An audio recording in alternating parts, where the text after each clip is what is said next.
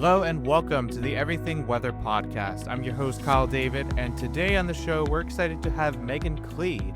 Megan is a meteorologist and the Product Innovation Manager at Storm Impact, a provider of weather impact solutions for the utility industry. Hi there, Megan, and welcome to the Everything Weather Podcast. Hello, thanks for having me.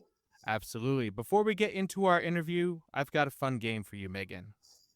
Keep 4, cut 5 of these weather songs. We have Here Comes the Sun by the Beatles, Raindrops Keep Falling on My Head by B.J. Thomas, Thunderstruck by AC/DC, Have You Ever Seen the Rain by Creedence Clearwater Revival, Purple Rain by Prince, It's Raining Men by the Weather Girls, Ain't No Sunshine by Bill Withers, Umbrella by Rihanna featuring Jay-Z, and Blame It on the Rain by Milli Vanilli.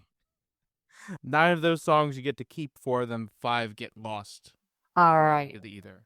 I love Here Comes the Sun. So that's one. It's Raining Men. I don't know how you can't love that as a female meteorologist, and that song just rocks in general. First track is actually a drinking game from Purdue, so I feel like I have to put that in there. So I've heard of that drinking game. I've not taken part in that game, but I've heard of it. It's a big tailgating game. I think we even did it at my wedding. Why not? There we go. So that's 3 so far? Yes, that's 3. So you have 1 more left you get to keep. 1 more? Oh, no. I think Raindrops Keep Falling on My Head. I actually sang that song in a community choir a few years ago, and it's a fun song to sing. I think I'll add that one to the bunch and throw in a bonus that one of my favorite songs is Thunder by Imagine Dragons. And if I were ever on a baseball team, which I'm not because I'm not very athletic, that would be my walkout song. So it really pumps me up. That's a good song. I'll give you that one. And it does not get lost to the either like the other 5. So we have Here Comes the Sun by the Beatles, Raindrops Keep Falling on My Head, Thunderstruck, It's Raining Men, and the other 5 gone forever into the either of... Very other 5. Sorry to everybody else, but hey, you can't beat the Beatles. No. All right, that's our fun game. We're going to have a couple more later on in the podcast for you. But before we get to that point, we got to talk a little bit more about you, Megan. So everybody I have on the podcast, I asked them about their weather story. So Megan, tell me about your weather story. What got you interested in everything weather? Yeah, I think most meteorologists have a weather story. Mine is really just wondering why the weather does what it does. So I grew up in Fort Wayne, Indiana, which is like on the northeast side of Indiana, and sometimes we can get some pretty strong mid-latitude cyclones. I particularly remember a time, and I think this was in middle school or something, where we had tornado warnings one day, and then the very next day it snowed.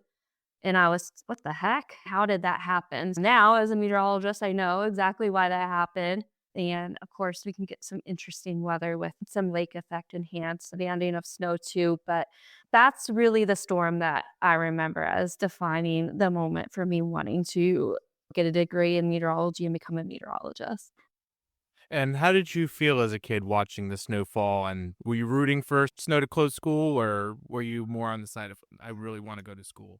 Oh, I liked school. I viewed it as a time to socialize with my friends. I didn't root for school to be closed. If anything, I loved delays because I was a big sleeper as a kid. I could sleep forever, really. My mom always had to come wake me up in the mornings and be like, it's 1 p.m. Delays were my jam growing up rather than cancels. All right. For me personally, I was rooting for school to be closed just so I didn't have to go into school and stuff. I would put the spoon under my pillow, wear the pajamas inside, whatever tricks there were at the time that I knew. I just try to implement them to make sure school was closed. But now that you know how that works a little bit more and you got to experience that snow, what made you realize, hey, I want to do this for the rest of my life? I want to learn more about it and eventually get a job in the weather. I think it's just my want to learn more about it. I paid special attention in like our science classes and physics class in high school. Anytime I talk to my family about, hey, I think I want to become a meteorologist, sometimes they chuckle and be like, okay, sure. But what's interesting is the weather interest runs in my family. Growing up, I liked to watch the Weather Channel. My dad would always watch storms roll in, typical Midwestern, open the garage, watch the storms come in. Even my great uncle on my dad's side of the family, he was a weather observer for the National Weather Service in Northern Indiana. I was told not too many years ago that my great grandmother actually used to keep a journal of high and low temperatures daily. I guess one could say weather is in my blood and it runs in my family. And I guess we're all just a bunch of weather nerds. Wow, so your great grandmother, your great uncle, and your father all have had interest in the weather, some of which have kept records of the weather. How has that family connection to watching the weather influenced your career? That's certainly something that you want to make your family proud. So, in that, a whole lot of my family knew like what you could do as a meteorologist. Like the general public, they're like, okay, you could be on the TV news or work at the National Weather Service or the Weather Channel. But I really decided to take a different route. So, I think that it opened their eyes to the different types of sectors that you can go into as a meteorologist. Of course, with family, they always view you as their personal meteorologist, and I'm happy to do that for them. But it's been fun to live out that dream. I remember my great uncle, the one who's the weather observer, came to my graduation party in high school. He was like, I'm really jealous that you're actually pursuing this. I wish I would have done the same. To me, that's something that I still remember and was certainly a huge compliment in my eyes. Yeah, and you get to keep the family legacy of weather watching, weather observing, and learning more about the weather. Going back to your high school graduation, you had to have been thinking, okay, this is something I want to go and pursue. Where did you go? I decided to try and save some money and start the first 2 years out of community college to get some of those gen eds done. And then I transferred over to Purdue University. So I did put myself mainly through college to become a meteorologist. You need a degree. So I was the first college graduate in my family. Purdue is a state school for Indiana, and I'm so happy that I decided on Purdue. It was somewhat of a smaller meteorology program, but you really got to learn and know your professors and your fellow students really well. We worked together a lot to work on projects. The professors really were in tune with what you may be getting or may not be getting and what needs help here and there. But overall, it was a really awesome experience. What were some of the experiences that you got to take advantage of during your time at Purdue? So, one thing that I really liked, which was part of a class that was required, was doing daily weather briefings in front of my fellow classmates. So, that really forced me outside of my comfort zone and doing analysis on the weather for the day and deciding on a particular region to talk about out loud in front of my classmates. Also, senior year, we led a research project, and this was part of a class where you could come up with any idea that you wanted. So we all got 5 weather stations that we could deploy and just see what kind of data you collect from the weather and create a research paper. As a project, of course, you have to analyze all the thousands of rows of data that come with that. So Purdue has a wind farm close by to the west in Benton County, Indiana. And as a group, we were like, there's got to be something there. There has to be a way that the wind farms affect the local weather. So we decided to go out and start knocking on doors of houses and say, hey, can we put this weather station on your property? And surprisingly, these people decided to trust a bunch of college kids and allowed us to put weather stations up on their property. We tried to form somewhat of a box with putting a weather station also in the middle of that box and see how different weather parameters change downwind of the wind farm. And one thing that was really interesting of that is coming to conclusion that downwind, the temperatures are warmer and also drier. So one can implicate that the growing seasons for those farmers where those wind farms are embedded in their fields could prevent the first frost potentially. So, of course, there needed to be more research done for that conclusion, such as using soil moisture sensors to really confirm that. But it was a really interesting project. We did submit that to be published, and it was by the Journal of Purdue Undergraduate Research, and we also presented a poster at the 2011 AMS in Seattle, Washington. And before I get into a little bit more about the experiences and what you learned from that, why does the wind farm affect the weather with around it? How does that occur? As the wind goes through the wind turbines, it acts as like a giant fan. So it mixes the boundary layer. When a boundary layer, of course, the temperature, typical temperature decreases with height, right? So if it's mixing those warmer temperatures back down to the ground, then it can warm up the temperatures a degree or two, which can be the difference between frost and not frost. Hmm. Very interesting. And that kind of gives a little bit of a taste of what the atmosphere is like, how it behaves and stuff. Can you tell me what surprised you the most about that experience and how has that shaped your practice today? I think what surprised me the most is that it was somewhat of a not original, but we were somewhat pioneers within doing the research of wind farms and maybe how it affects the weather conditions. Because this was back in like 2010, right? So that was one thing that surprised me, but also just how much I really enjoy wind turbines. I know that sounds a little nerdy, but just standing and looking up at a wind turbine was really fascinating to me. And I think that might have been the first inkling of why I maybe was interested in pursuing a career path in the energy sector. So, overall, just a wonderful experience. And I think it really did help jumpstart my job search once I graduated. Very interesting. And you can't help but look in awe at the huge wind vanes, especially the ones that are out on the water. I myself am in awe of those big infrastructure projects out there with the offshore wind projects. So you started getting a taste for the industry, the utility and energy industry, and come graduation, you got your degree. What was next for you? Was really competitive. Getting a job after graduation, you're competing against all the other new grads as well. So it did take me a while to get a job after graduation. And for any students who are listening to this podcast, don't lose faith on getting a job. Just keep applying. My first job after graduation didn't happen until late October of the year I graduated. That was with Southwest Airlines down in Dallas, Texas. I was an associate meteorologist in their operations center. The main job for the meteorologist for an airline is to give weather briefings to management on how the weather may impact operations for today, tomorrow, and the day after tomorrow. So essentially 72 hours. And when we became most important was during big storms like hurricanes or even winter storms where they might need to delay dispatching planes taking off and landing at those locations, or even some cancels ahead of big winter events or big wind events as well. After that, I decided to take a job at American Electric Power that's based in Columbus, Ohio.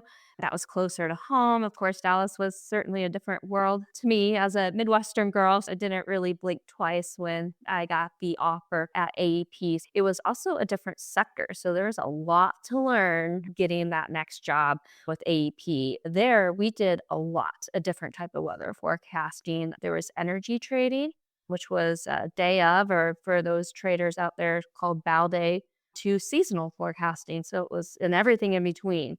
And then we would work on hourly temperatures, cloud cover, and precipitation forecasts for 48 hours in advance. And that was for the energy load forecasting. And that was a particularly difficult training for me because it really takes a full year to go through all the seasons and learn the nuances of temperature curves based on cloud cover and time of year and cold air and warm air advection. If the air mass is super dry or if it's humid, that impacts the temperature curves for the day. And that ultimately affects how much energy demand may be needed in that particular region. And of course, there's the risky weather patterns too. If it's 95 degrees, but there's a chance of thunderstorms, sometimes the temperature can go from, say, 95 to 75 in a matter of 30 minutes with rain cooled air as the storms come through. It's really difficult to forecast for those days because you don't want to all of a sudden just drop the temperature 20 degrees in 1 hour because what happens if that storm misses the area that you're forecasting for?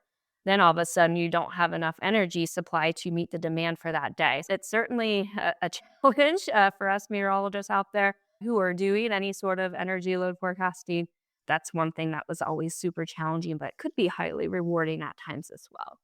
And the most important thing that I did at AEP was forecasting large storms that might cause significant power outages. We at AEP had a large service territory, so it was over 200,000 square miles from the southern tip of Texas up to southwest Michigan and over to Virginia and everything in between. So we dealt with all sorts of weather types, such as hurricanes, windstorms, ice storms, wet snow events, and of course, severe weather, and particularly lines of severe storms with high coverage of damaging winds. Those were the main weather events that we were looking for to warn the different management within the company of, hey, you might want to start asking for additional resources outside of the service territory, restoration resources to bring in and help put restore power once the power goes out. That was probably my favorite part of the job just because there was always variety. And one thing about the large service territory at American Electric Power is that you were never bored. There was always weather happening somewhere within that territory. I did really like that job, but it came to a point where I just wasn't growing or learning anymore. I spent 10 years at AEP. I was the manager for, I'd say, half of that, almost half of that. So I just decided to leave, and now I'm at Storm Impact as a product innovation manager, and it's been really nice to switch things up and use a different part of my brain for the time being. So that's my career path. And before we get into your current role at Storm Impact, some may not know about the energy and utility industry and what the connection is there to the weather. You touched upon it a little bit, but I want to explore that more in depth. So, what is the importance of having specialized weather forecasting for these different industries? It's interesting because when I took the job at AEP, a lot of people are like, why does an electric company need meteorologists? But when you sit down and think about it, weather impacts all areas of a utility. It impacts the energy demand. The hotter or colder it is, the more energy people are going to want to keep their house comfortable, more heat, more air conditioning, so on and so forth, as well as the power plants, generating power plants, the distribution of power lines, transmission of power lines, and really everything in between. It's pretty wild when you think about all the different areas within utilities that weather can impact. It's really important more so nowadays because the public is so dependent on power with all of the technology that we utilize need to do our jobs and to just do everyday life nowadays. Anytime there's a big power outage, it's scrutinized. In the regulated areas, the state commissions can investigate utilities for not being properly prepared for a big storm that's coming. Sometimes that can go up to the federal level. So, as a utility, you want to make sure that you are prepared for that storm and know the level of impact it may cause. And not properly responding can sometimes give utilities fines. And I'm talking like hundreds of millions of dollars. So, it's certainly not nothing. I'd say that's the most important thing with utilities, and having in-house meteorologists can be so important because, yeah, you might know a storm's coming, but how impactful is it going to be to your company is also a really important question too. Absolutely is. And it's becoming even more of a demand with things like electric vehicles starting to become more of a thing now, even like hybrid vehicles, things that are starting to demand more energy than normal. Absolutely. And it's we're at an interesting point right now in time where there's a lot of power plants that are retiring, in particular coal plants. And while that's important for the environment, we have to keep up with bringing new generation online too and getting that power to where it needs to be. Investments in renewables, investments in nuclear power, investments in transmission lines, making sure that power can get to where it needs to be. A lot of the good wind out there in the United States is in the central part of the country. But where does most of the population live? On the coast. So you need to make sure that you can get that wind generation to those higher populated areas. I think technology is going to need to come a long way. I know that there's been a lot of research into small modular reactors, which is essentially like a tiny little nuclear power plant And I think that could do wonders with making sure that there's enough energy to supply demand. But man, you talk about people getting electric vehicles, the new data centers, and then just everyone else utilizing the normal power that they do for their houses during the peaks of energy demand, which in the summertime is in the late afternoon. And in the wintertime, there's two peaks. One's in the morning right before the sun comes up while people are getting ready for work and school, as well as in the evening once the sun goes down. So when you have intermittent energy supply from wind and solar and even hydro, if there's issues with hydro too, you have to make sure that the rivers are actually flowing. So in places that are drought prone, such as the West, which do have a lot of hydro facilities and power plants, they might not have a ton of power to produce power. So it's quite the challenge. I think there's a lot of things coming in the future that I wouldn't say scare me, but I think that there's a lot of work to do. And how do we manage this power with the intermittent generating resources? I heard that there's some nuclear power plants that are coming back online after being out for, I think, decades. That's certainly interesting to me. Nuclear power might be most useful in the future, especially small modular reactors. So it's certainly been interesting to be in the know or in a utility industry during this transition. I think there's a lot of opportunities. It's just a really fascinating time. And it's be at risk of sounding corny, you could say that a storm is brewing with all of these different things that are going on. Yeah. Yeah, even on the climate change and weather events becoming more frequent and intense, I just don't see how meteorologists aren't going to be needed in the utility industry for a while. And I want to talk a little bit more, speaking of Storm, about you and your work at Storm Impact, your role as a product innovation manager. We touched upon it in the intro, but I want to dive into that more. What does Storm Impact do, and what's your current role there? Yeah, Storm Impact provides software as a service, and we specialize in machine learning models that predict things like utility power outages, damaged assets, like how many poles or transformers might be damaged from the storm moving through, restoration crew needs, how many crews may you need to bring in from outside states to help restore power, and also the estimated time for restoration for storms that cause power outages. So our main customers are investor-owned utilities, but I do think we have some exciting future products that could widen that scope and customer base. So what I do at Storm Impact is I work to improve those machine learning models that predict utility outages due to weather, which is my expertise.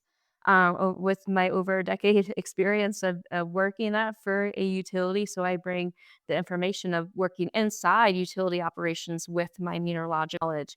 So I find myself quite useful in this role. So I also come up with ideas for new products and features too. And what I really like about this job is that it really allows me to tap into the creative side of my brain. So I get up there and brainstorm, okay, if I was the end user of this product, what would I like to see? And what's really awesome is having this team of super intelligent people who can make that vision and idea come to life. It's only been 6 months, but I am so excited to see where this company can go. And you said that you'd use a little bit of your creative side, which is not really something a lot of people in the STEM world get to do that often. Can you share a moment where you got to really get into the creative weeds with your work? This happened a little bit at AEP too, because we created a weather portal from the ground up. But just being able to visualize how a product may look and how a user can interact with it, but also display information in a way that is easy for a common user, non meteorologist to utilize and take that weather information or that prediction and make a decision. So, thinking and testing and asking questions to current customers of, okay, so if this was a feature, how would you like it to look? How would it grab your attention and how would you use it? A lot of it is going to the customers asking, would you use this one? Two, how would you use it and is it useful to make decisions? And three, how do you want it to look? So coming up with some of those options for them to pick from has been really cool. I've been just in operational forecasting for so long that it is really cool to just sit back and just think and brainstorm on some of these. Yeah, it's always fun to use your creative side with your science related job. But bringing it back to the weather, can you share a memorable weather experience that you got to work on that really shaped your practice today and your thinking? Right now at Storm Impact, we're trying to improve our thunderstorm prediction. MCS forecasting, mesoscale convective system forecasting, my favorite for several reasons. It's challenging to forecast. The weather models don't particularly do great with creating MCSs and intensifying them, but also MCSs can be really impactful to utilities, especially if they have significant severe winds that are widespread and cause a lot of damage. So right now, I'm working with my colleague, Dr. Brent McRoberts. He's really the brains behind the machine learning model part of the company. So we're doing some work on doing some holdout or cross validation testing with a combination of weather parameters to improve our models to be more accurate to capture these events and the magnitude of damage they may cause as well. We're currently in that process. We're not through it yet, but I'm looking forward to analyzing the outcome and seeing if my instinct is right or not with the forecasts and the predictions that we create utilities when MCSs do actually come through. Very interesting. And I actually want to touch upon what you mentioned earlier with machine learning, because it's a very hot topic right now with machine learning, AI, new technologies that are coming out. What excites you the most about those new technologies, and how does that drive your work at Storm Impact? Oh yeah, I think like I said with the energy or the electric um, uh, space that we're in right now, the technology world's also rapidly evolving. And machine learning models and AI, I think, are going to do great things. There's been some promising results of AI driven weather models that are outperforming some of the physics based ones. And I think that we're in a period of time where we really need to embrace machine learning and AI in helping with forecasting. I don't think that those types of technologies are going to replace jobs. I think they're just going to create another tool in our tool belt, for lack of a better term. And there'll always be jobs to interpret these models too and apply forecasts to different audiences. I think there's exciting things coming. Some of the ways that our model can predict how many pools may be snapped in a particular area is really fascinating because it takes the utility data of assets, combines it with the weather forecast now, and connects it to okay, what happened with past storms? How many poles broke in that area after XYZ storms came through? And it creates those predictions, and the users can then take that data driven information and make decisions instead of saying, oh, this tropical storm Isaias, for example. Last time when that came through, this many poles broke and we needed these many workers to come in and restore power. Instead of just trying to guess and use prior experience at the utility, this is actually data driven. So that's one way that our customers can use the product at Storm Impact is to be able to document what the predictions were for a particular event. And it's almost like insurance to the utility, where if they were to be investigated by a state commission for their response to a storm, they can say, we buy software as a service from Storm Impact, and they specialize in predicting how impactful a storm may be to our utility. And this is the data that we had at the time. So we made decisions based off the information we had at the time. And that's all right, because the data they had at the time is based on past storms. So I think there's promise in new technologies coming about. Absolutely. And we're going to take a quick break right here, but don't go anywhere. We've got plenty of more Everything Weather podcast with Megan Klee and how she's implementing machine learning at Storm Impact.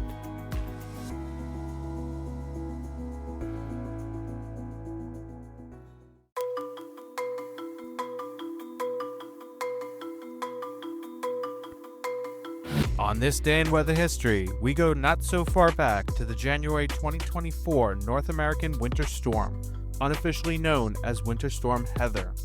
The winter storm began as an extratropical cyclone on January 12th over the northeastern Pacific Ocean.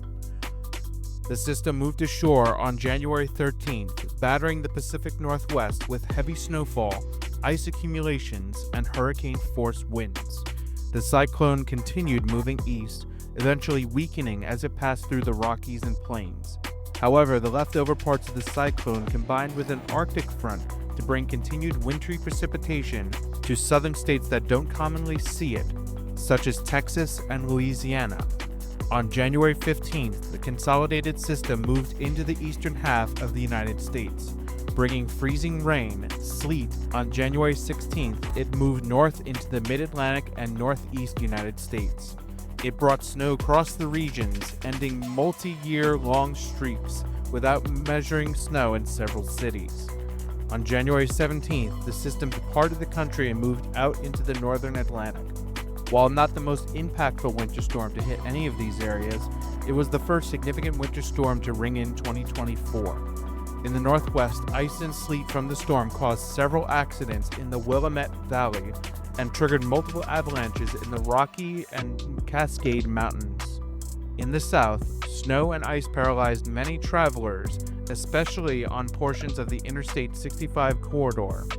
In the Northeast, New York City, Washington, D.C., Philadelphia, and other cities snapped their streak of days without 1 inch of snow, which had been running for several years. The system overall caused $3 billion in damages and claimed the lives of 30.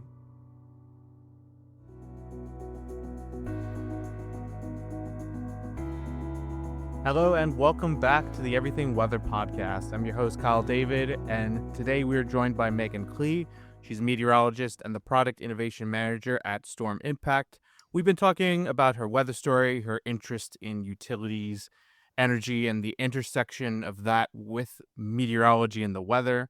We're going to get back into that conversation about her work at Storm Impact. But first, I've got another fun game for you, Megan. So we've got Weather Fast Money. So in the style of Family Feud, I've got 5 survey questions that people have answered. This is all from a Family Feud website. You're going to give your best answers for each of those questions based on survey answers. All right. What are you ready? I am. I love Family Feud, and this is like checking something off my bucket list. Let's go. All right. Starting off, name a way you can tell a storm is coming. Dark clouds. Name something snowmen might have nightmares about. The sun. Name something you do when it's raining. Get out an umbrella. Name something you drink when it's cold. Hot chocolate. Besides love, what is in the air at springtime? Pollen. All right, we've got our answers locked in. Let's go over what you got. First one was name a way you can tell a storm is coming.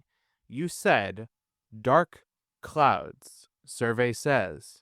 Number 1 answer. 61 people said dark clouds or sky. Woohoo. Next one up is name something snowmen might have nightmares about. You said sun. Survey says.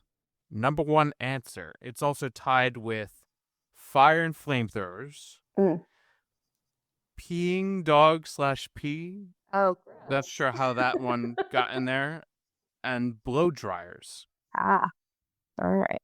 So 16 people said sun, fire, pee, blow dryers. I'm not sure how pee got in there, but okay. I mean, I don't want a dog peeing on me, so I get it. So anything. Yeah, that's fair enough. All right, next one was name something you do when it's raining. You said get an umbrella. Survey says 11 people said get an umbrella. Sleep in was the number 1 answer. Next one was name something you drink when it's cold. You said hot chocolate. Survey says number 1 answer. 50 people said hot chocolate. Yeah. And I'll just throw this one out there too because I can see what other people have said. 9 said soda. Soda? Yeah, I'm not sure about that one, but this one I guess kind of makes sense. 7 said beer. Because it makes you warm. Oh, yeah, like a beer blanket. Beer warm. Yeah. Probably not the best thing to drink, though, when it's cold out. Hot chocolate I'll definitely take.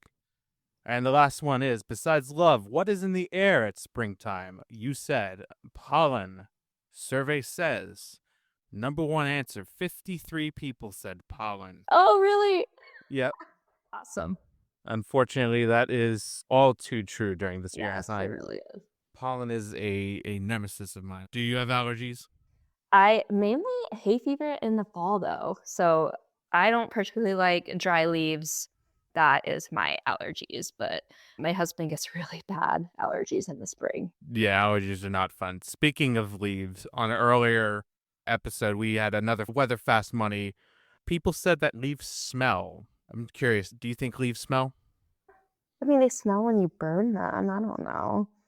That's, yeah, okay, kinda. I'm just curious because that just made me think of it and it just popped in my head. All right, that is Weather Fast Money. Let's get back into our conversation about you and your work. So, we've talked about your story from working at an airline to working in the utilities industry, and now you've taken more of a managerial role with working with different technologies, using a little bit of your creative side. How have these diverse experiences shaped your approach to weather risk mitigation? Oh man, over the past 15 years, I've learned that sometimes effectively communicating the forecast risks is even more important than the actual forecast. Also, like, knowing your audience and taking that forecast and communicating that forecast effectively to that audience is also very important. If you can't effectively communicate the forecast to uh, result in actionable information to the end user, then you failed what your job is. Certainly, learning how to forecast the best to your ability, but you could have a perfect forecast, but if you can't communicate it the way that your audience needs it so they take action, then it's worthless. It almost becomes like playing a game of telephone. Exactly. And speaking of communicating about the weather, you have weather terms, different setups that are very complicated to explain. How do you approach these challenges of communicating complex weather? Yeah, so I would write weather discussions with our weather alerts back at AEP. And the one thing that I found was really helpful was focusing on the impacts.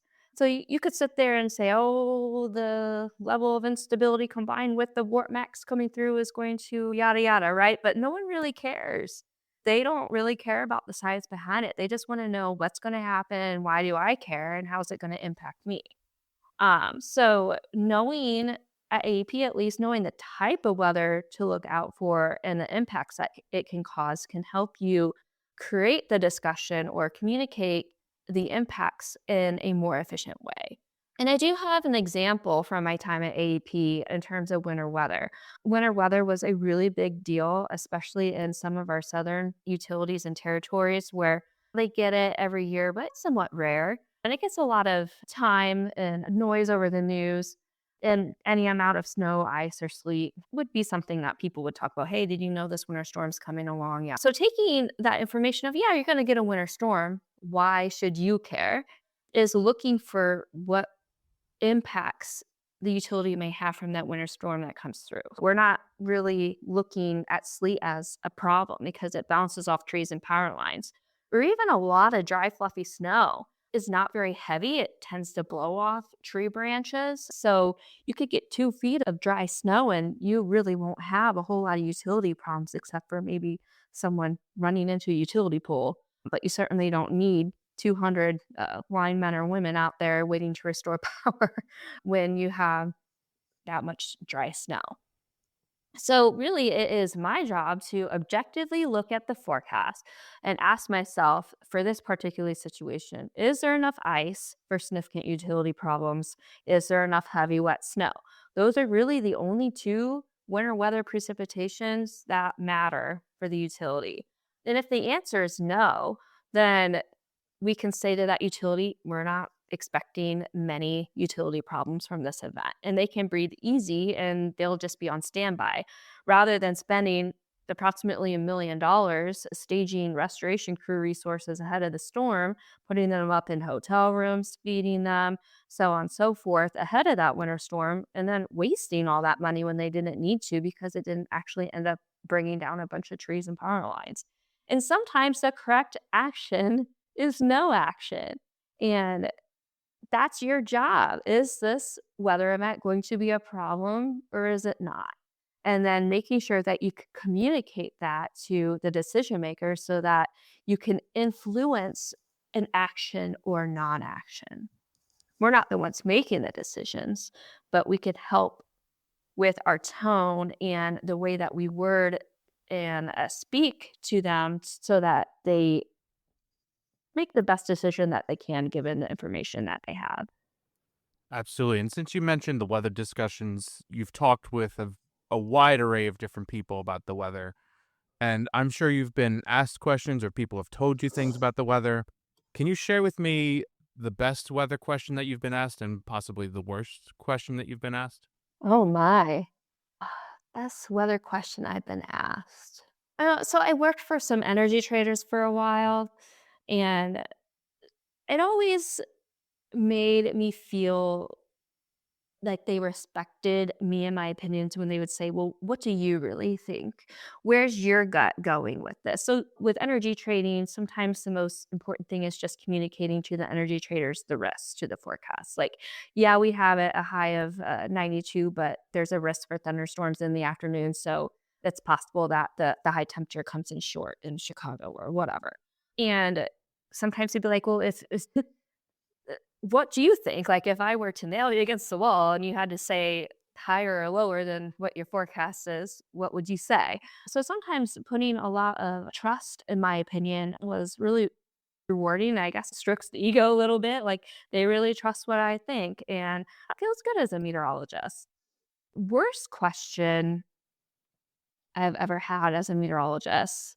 I mean, sometimes it's really annoying when you're giving a weather briefing and you then call on the person who has the first question, or then they ask you a question of something you already answered, or maybe even something you answered and you talked on for a while, and you're like, "Were you even listening to me at all?" Like, I already answered that, but of course, stay professional. You wanna be like, you just repeat yourself. I'm sure there's worse things, but I just can't think of them right now. Probably, have you studied meteors or what do you think of the latest meteor shower? Oh, so, I was going to a baseball game for my stepbrother with my grandfather at the time, and he was like he went to Purdue too, so he was like, "What are you studying at Purdue?" And I was like, "Oh, meteorology." And he goes, "Oh, minerals, huh?" And I'm like, "No, weather." Minerals. Minerals of all things. That's a first. Usually, for me, it's either something space related, like meteors, or something not weather related. And my Yeah. brother, I'll mention him, he pokes fun at me for that and stuff. Anyways, getting back to your work at Storm Impact, you do product creation, you work with these different products, machine learning, combining all of these different aspects, the weather, utilities, and creative stuff.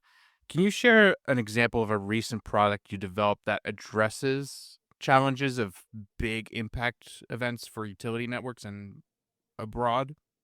Certainly. I didn't develop it, but I helped with the conceptual design of it. I'm certainly not the brains behind the model. That's Mr. Brent. We are right now working to refine our hurricane outage prediction model where different utilities can adjust the forecast track and intensity to get what if scenarios. They want to make sure that they're properly prepared for the reasonable worst case scenarios. I couldn't tell you how many times with my work at AEP, sometimes the presidents of the utility would be on those weather briefing conference calls, and she'd be like, "Well, what is a reasonable worst case scenario that we should prepare for just in case it's worse than what you're saying it could be?" So I really think that the what if part of that product is really cool because even sometimes you could say, well, what if the storm misses us? Or what if we just get fringe effects of this hurricane coming in instead of it making landfall directly in our territory? Having data to back up those different scenarios can also help make decisions too. Has there been a time where your worst case scenario wasn't even close to what actually happened, whether that was better than anticipated or worse than anticipated?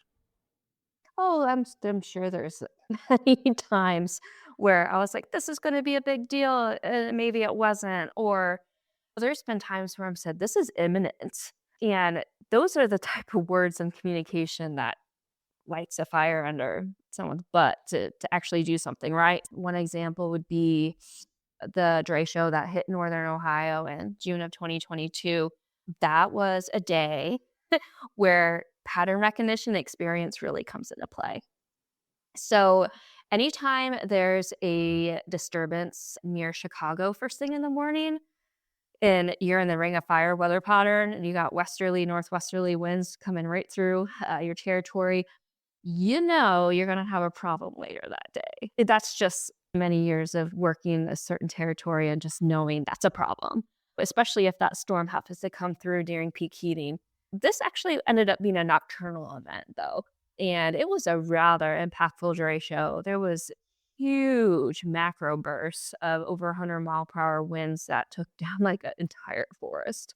Unfortunately, that was really impactful to northern territories of AP, Ohio, as well as parts of First Energy. It took out transmission lines.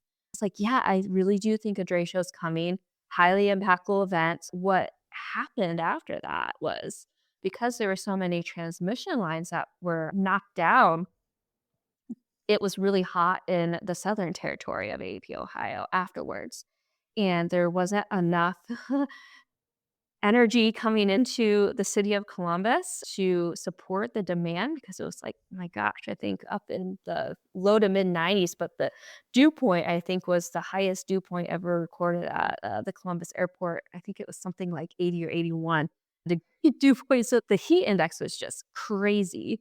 Unfortunately, because power can only route so many different ways, they had to shut off power to certain regions of the city because if they would have kept the power flowing, it would have damaged a transmission line or a nearby substation and created a cascading power outage event that affected more than just that region, maybe many states.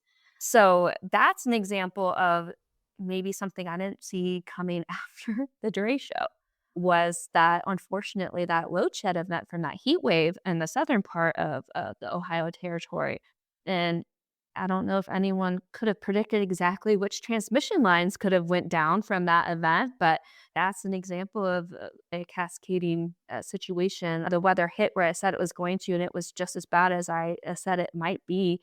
But I didn't have Southern Ohio in an impact area, but they ended up being impacted due to the transmission lines that would put down up north. So I will remember that event for a very long time. Yes. Wow, 80 degrees dew point at Columbus. That's humid. I can't remember if it's 79, but it was up there. Um, That's humidity you can wear. right. There's also another event that I will remember till the end of time as well. This was, oh goodness, I think it was Christmas Eve of 2020 or 2021. I can't remember exactly which year, but there was a strong low pressure system that went through down in Kentucky and West Virginia territory of AEP, and it was a snow event. And I was like, okay, we're going to have more than 4 inches of snow, and it's rather rare in southern Kentucky. I think it ended up being like 7 to 9 inches of snow that fell. But I'm over here looking at it. For winter storms, you're looking for a certain amount of ice accumulation or heavy wet snow. So because it was a strong low pressure system, the temperatures were falling after the cold front goes through, right? But this territory in Kentucky was right in this banding zone where the snow was wet long enough and it was a heavy snow precipitation amount that fell in a short period of time that there was more wet snow than I thought there was going to be. I kept saying in my weather alerts, this is a transitional snow event. It's not going to be a problem. And then on Christmas morning, all these people woke up without power, and I just felt awful. And that's a situation where you're like, oh my goodness, like what could I have done differently? And as meteorologists, we have to look at those events that maybe we flopped it and learn from them. But this one particularly hurt my heart because it was Christmas morning and it was cold and there's 9 inches of snow on the ground. It took a long time to restore power because it was hard to get around. And some parts of southern Kentucky are very mountainous too. So that's an event that I will forever hold in my heart of something that I wish I would have done better at or communicated the risk maybe a little bit more. But man, I felt like I was somewhat confident that it was going to be a transitional snow event. And it was. There was just enough heavy, wet snow at the start of it before it got cold and the snow transitioned to more dry snow that it unfortunately caused widespread power outages on Christmas morning. Yeah, that's something that not a lot of people want to wake up to on No. that the unexpected Christmas gift of not having power. I know. I mean, I ruined a lot of Christmas mornings for a lot of kids. It stinks even to this day to think about. Well, I'm sure some kids were waking up and were ecstatic, like, "Oh wow, there's snow. We have a white Christmas." Oh, look at you finding the silver lining. I will say I love white Christmases, even though we don't get any up here in New Jersey. But I'm sure a lot of kids were excited to have that white Christmas as a Christmas gift that morning. And going back to, you said that this was a lesson for you. What would you say is the most important lesson you've learned with a weather event that has impacted how you forecast, how you communicate the weather, and how you work also at Storm Impact? Communicating uncertainties is certainly one that I think is really important. So we talked about communicating forecast risk can be just as important as the actual forecast. And that's true. Storm impact, it's a machine learning model that gives you predictions. And what I haven't mentioned is it gives you different percentiles of what could happen. We do have what we call the best estimate of what the machine learning model says is the most likely scenario. But sometimes when you have a more highly impactful event coming, you probably want to use some of those upper percentile predictions like the 75th or 90th. And what I mean by like the 90th percentile means that given the past historical weather events to like the past 10 years, there's a 90% chance that the number of customers impacted, the number of outages are going to be at this number or below.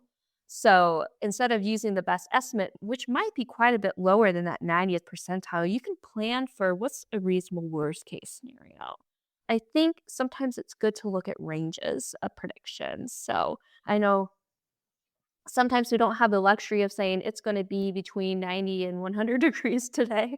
But with machine learning models, they do give you a plate of options. And really, it's up to the user to take that information and make a decision. And one thing that I've been working on with my team at Storm Impact is we have all this data. Let's do an analysis on which percentile and weather model predictions are the best for different weather types. So, like with windstorms, does the GFS do better than the NAM? And if it does, what percentile ends up verifying or becoming the best predictor for that event? So, it takes the guesswork from the end user out of that.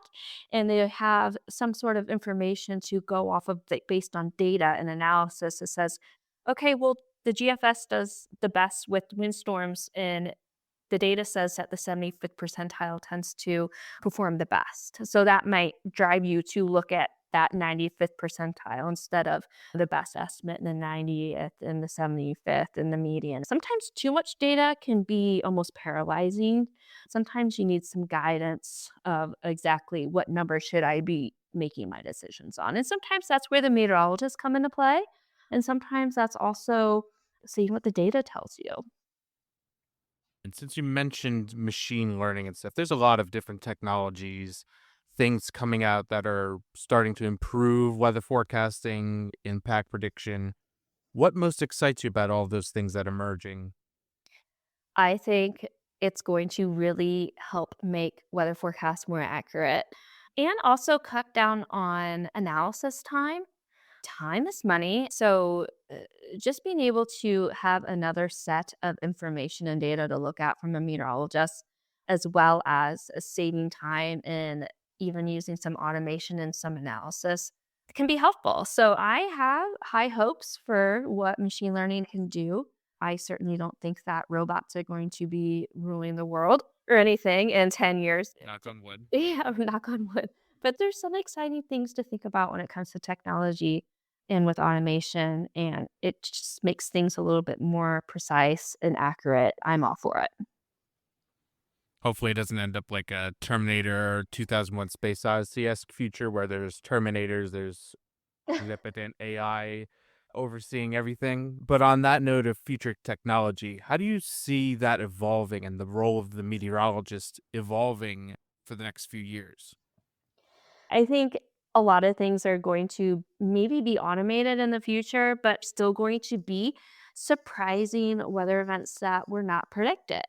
The role of the meteorologist, and just speaking strictly to the utility industry, is say you have a solar farm out there that is connected to a battery, and the solar generation coming in from the sun is supposed to charge that battery. So that battery can then be discharged back into the grid during peak load time, say 4 to 7 p.m. that afternoon. But all of a sudden, you have a MCS or a large storm that develops and is forecast to roll through and over that solar farm with a large rain shield behind it that was not forecast. Your battery is not going to be fully charged then by the time it was supposed to be right back into the power grid. So, what does that mean? That means that if the energy demand is really high and power prices are really high, you're using the 4 megawatts of that battery to go back into the grid to help lower prices. But you have this storm coming in that means, okay, maybe we can only inject 2 megawatts into the grid during peak load instead of 4. That's going to raise power prices and make power more expensive for those 2 hours that it was not able to inject into the grid. And as we have more intermittent energy that's generated by wind turbines and solar panels and batteries and hydro, what are going to be some of those weather situations that wreak havoc on the plan? You can have a plan, but what happens when weather that wasn't predicted comes into play? Icing on wind turbines, snow cover on solar panels when it's sunny. Say it's a lake effect snow event, and then the wind shifts and it's sunny. You're expecting the solar panels to produce energy, but they're covered in snow. Just all of that combined, I think it's gonna be really complicated, and it's going to be interesting to see when automation fails us, if we're not thinking about those scenarios right now. Some of the coldest and most highly energy demand days or times in the morning when it's really cold, like negative degrees outside. The sun's not out. And sometimes in those situations, you have strong high pressures, means that the wind's not really blowing. So, how are you going to fill that energy demand with energy generation if you don't have sunshine? Batteries may work, but what happens when the battery runs out? Um, and if it's cold in that region, it's most likely cold elsewhere too. So, you can't just bring all that energy from other areas. It's going to be interesting to see how things shake out, what dashboards that might be created to help with those decisions. But there's going to be times when on not predicted weather is going to wreak havoc on that plan. So it's going to be interesting to see what happens in the future with that. Yeah, and on that note of extreme weather events, we've been seeing an increase in those weather extremes. Just the last 5 years, we've had a lot of extreme weather with the tropics. We had the deep plunge of cold air in Mhm. 2021 in Texas. There's a whole bunch of different weather events that have occurred in the last 5 years that are very well extreme. How do you see this affecting the way utilities approach long term planning and infrastructure development? I think that utilities that don't have in-house meteorologists are certainly going to have some in the future. There is almost zero forgiveness for power outages that last more than a couple days. And of course, we've seen with hurricanes and huge ice storm events where there's just so much damage, and there's only so many linemen and women out there that can help come in and help restore that power. I mean, my goodness, what was it? Hurricane Maria that hit Puerto Rico back in, I think, 2017. They were out of power in Puerto Rico for months, months. And they actually had to bring in linemen and bucket trucks via boat, but it took a very long time to get that grid rebuilt in Puerto Rico. But long story short is there's going to be a lot of regulation and scrutiny on weather events that cause long duration power outages, and the utilities must be prepared for those worst case scenarios. We've talked a lot about how our machine learning predictions give you different percentiles. What happens if, the black swan storm event comes? You're And the data set that you're using for that machine learning model, it's like, well, I've never seen this before. So the only information and data that you have is, well, what was the, the second worst storm that you can compare it to? We're just seeing these on percentage, I can't say that word, but like events that haven't occurred before. And the future of the utilities is they're going to have to be extremely weather aware. We need to plan for more 100-degree days. What's that mean? More energy that needs to be flowing into that area, which means building out transmission lines. If we build out transmission lines, what kind of risks are those transmission lines going to encounter? Wildfire risk, large icing risk, hurricane risks, and even transmission lines, once they reach a certain a degree of heat, transmission line can start to sag. And the hotter it is, the less power that can flow through transmission lines during that given temperature as well. So there's a lot of different ways that weather impacts planning and how much demand there's going to be in the future and where that generation is going to come from. A lot of questions to ponder in the next year, 5 years, Absolutely. and 10 years. I've got one more question for you. I'm going to let open the floor for you on this one. What's a common misconception about working meteorology and about the weather that you'd like to address for our listeners considering this career path or those that are interested about the weather and wanting to learn more? I think everyone hates the term you can be wrong half the time and still get paid, right? So, I especially rolled my eyes from in day the one. private sector, that is not true. Like, you will be fired if you are wrong by a certain degree. But also define wrong. What's wrong? Being off a degree or being 5 miles an hour under the wind forecast? That's such a myth. Our forecasts have direct impacts to the bottom line. It's a highly accountable job in the utility sector, but it's also highly rewarding. I mentioned not staging for a winter storm event is $1 million saved.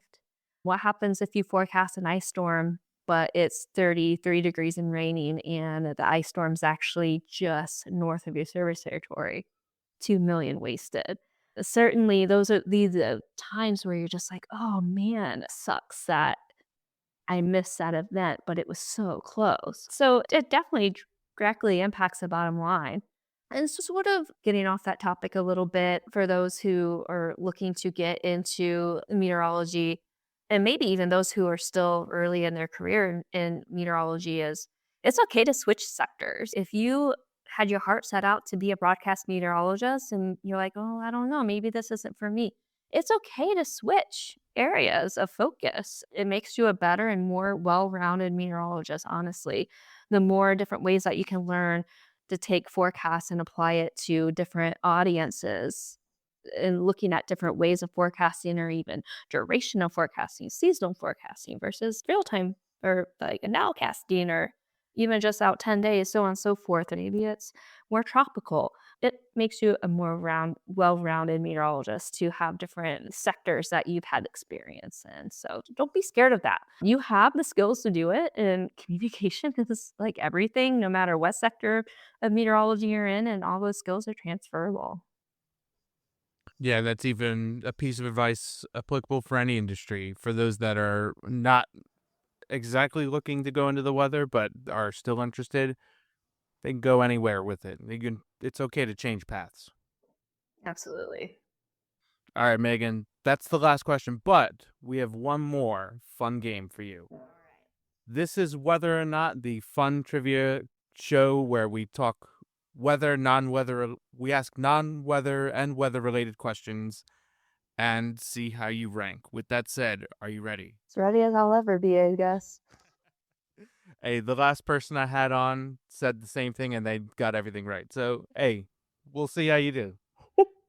All right, this is whether or not your question is related to derechos. Okay. The word derecho is a Spanish adjective meaning what? Is it A, straight, B, powerful, C, twisted, or D, windy? I'm gonna say straight. Straight final answer? Yeah. You are correct. It Woo. is straight, or another translation I thought I saw was direct. Yeah. So, first one down. This is whether or not your next question is related to the board game Codenames. What is the name of the person who gives one-word clues for their team? Is it A, Inform Codemaster, C, Spy Master, or D, Word Advisor? Oh my gosh, I play this game so much, but I don't know the actual terminology. Well, it's about spies, so I feel like it might be Spy Master. Final guess is Spy Master? Sure. You are correct. Look at that. 2 for 2. Logic. Keep the streak going. All right. This is whether or not your next question is related to winter storms. A snowstorm in Atlanta in 2014 caused widespread snow and ice and left many people to abandon their cars in streets and highways. Many people compared these scenes to which popular show? Is it A, Falling Skies, B, The Walking Dead, C, The Last of Us, or D, The 100? Oh, I think it's a Walking Dead. Walking Dead final answer? Yeah. You are correct. It is The Walking Dead. Next up, this is whether or not your next question is related to Taylor Swift. What classic book is referenced in the song This Is Why We Can't Have Nice Things? Is it A, Lord of the Flies by William Golding, B, Pride and Prejudice by Jane Austen, C, The Great Gatsby by F. Scott Fitzgerald, or D, Jane Eyre by Charlotte Bronte? We were so gaspy for that whole year. You are correct. It is The Great Gatsby by F. Scott Fitzgerald. Shout out to all the Swifties listening. All right, this one, we'll see about this one. This is whether or not your next question is related to hurricanes. Hurricane Milton was known for traveling in an unusual direction. What's another famous hurricane that was known for going in an unusual direction, sometimes referred to as the wrong way? Was it A, Sandy, B, Lenny, C, Omar, or D, Klaus? I'm guessing it has to be Sandy because it got sucked into the Mid-Atlantic region. Hero nailed Sandy. I don't know. I could give you a hint if you would like. I don't know if it's going to help me. Can you name the other hurricanes again? I can give you the answer choices. Answer choices are A, Sandy, B, Lenny, C, Omar, and D, Klaus. And your hint is that the hurricane was in 1999. Klaus? I don't even think that's a real hurricane name, but I could be wrong. I haven't heard of Hurricane Lenny. Now all the people who live on the coast who love hurricanes are going to be so disappointed in me. I want to go with Omar. I don't know. Omar, final guess? Sure. You are incorrect. It was Lenny. Lenny. Actually, Lenny. it gained the nickname Wrong Way Lenny because of its track. It actually tracked from west to east in the Caribbean in November of 1999. Fine. This is whether or not your next and final question is related to The Bachelorette. Who was the first Bachelorette? Was it A, Emily Maynard, B, Michelle Young, C, Trista Sutter, or D, Jen Tran? It was Trista. Trista is your final answer? Yeah. You are correct. It was Trista. And with that is the last whether or not question and the end of the podcast. But before we go, how can people follow you and your work, Megan? You can find me on LinkedIn, Megan with an H, Klee, Klee. I was really active on Twitter/X, but that's sort of like a mass exodus. But also I'll be at AMS in New Orleans. You can seek me out there as well. Impact as well. You can also visit our website at stormimpact.net. All right, very awesome. And for those attending AMS in New Orleans, make sure you find me and Megan there at AMS. All right, You can rag me on not knowing my hurricanes. All right, that is the end of the podcast. Thank you, Megan, for joining us, and thank you to the listener for listening to this episode. And we will catch you on the next one. Thanks, Kyle.